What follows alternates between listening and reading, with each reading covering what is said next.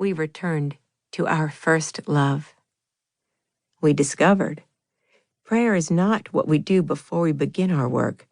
Prayer is our life's work.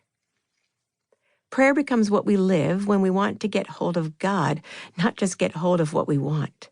And real prayer isn't about changing God's mind, but about finding God's heart and letting His heart change our minds.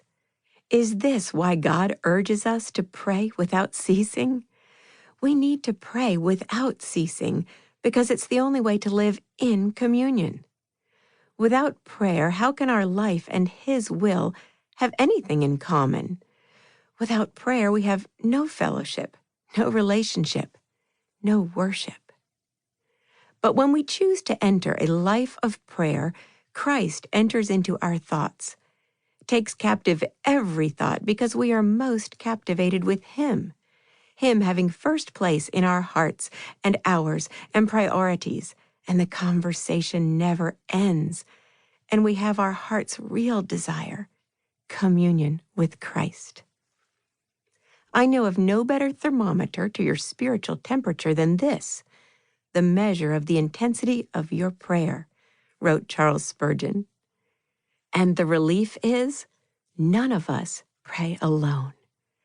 Though you think no one is praying with you, the ultimate one is praying for you. The one who breathes stars breathes prayers for you.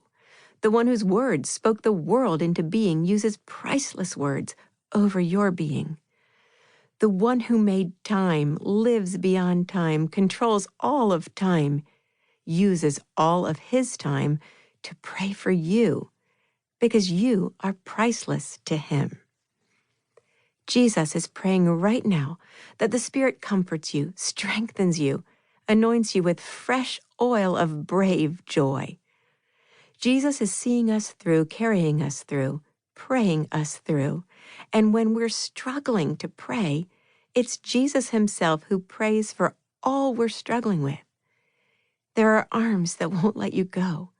There are plans that won't abandon you. There are prayers that won't fail you. Jesus won't get off His knees until you are in His arms. Nothing makes you more fiercely brave than knowing Jesus is fiercely praying for you. Hard times don't need to understand what God is doing, like they need to know that God's standing with us and that He's kneeling in prayer for us at all times. The word-formed scriptural prayers of Jodie Berndt have led me into our Abba Father's heart on some of my very hardest days. When my spirit didn't know how to find words, the pages of Jodie's prayer books find the word itself, giving His own words to us, that we may pray them back to the Word Himself. Jodie has become a prayer companion for me, the gripping, word-saturated pages of her prayer books, reaching over and grabbing hold of my hand and holding me like a lifeline, tied to the heart of God. Books from Jodie's Praying the Scriptures series have become the gifts I give for all occasions, because there is no greater gift than praying on all occasions without ceasing. And there is nothing we need more than to learn how to become a prayer warrior instead of a panicked worrier. Worry is just the facade of taking action, when prayer really is.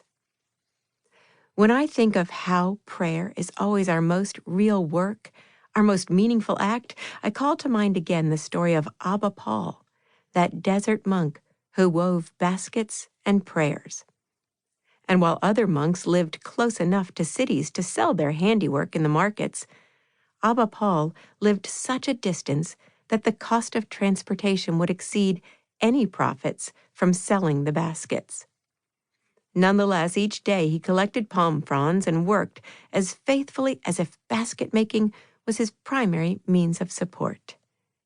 And come the end of the year, when his cave overflowed with long months of toil, he took a torch to the work of his hands, and the flames devoured and rose higher and crackling long into the night.